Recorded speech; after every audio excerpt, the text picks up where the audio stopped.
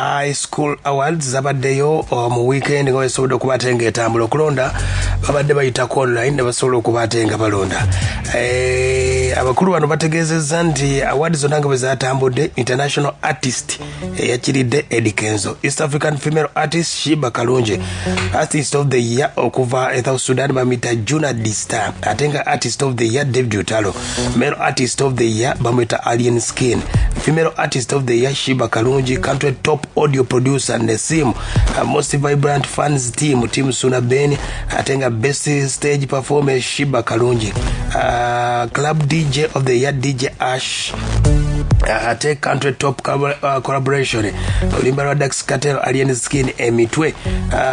oluyimba olwasize country top comedian Maulana Andreine, atenga country top DJ selector pioneer, atenga the most vibrant film actor Ahmed Rubowa eyakiridde, the most vibrant film actress Dana Nabatanzi, atenga the most vibrant film member of parliament bamuyita Francis Zakebutebi, atenga the most active honorable yasinze okuba atenga atesa mu parliament bakiwadde Ibrahim Semujunganda, regional artist of the year Reggie, atenga vocalist of the year unknown,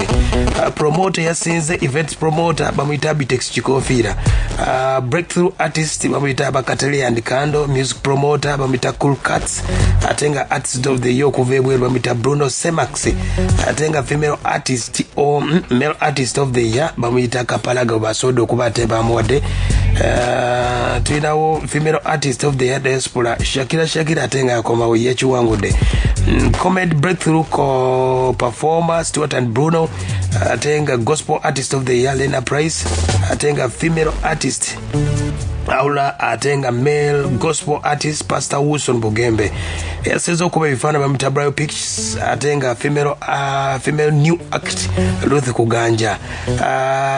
new generation act champion Gudo, atenga country song of the year City Danger Alien Skin, most vibrant team Koti Yamaka Mulongo Wabili Sala,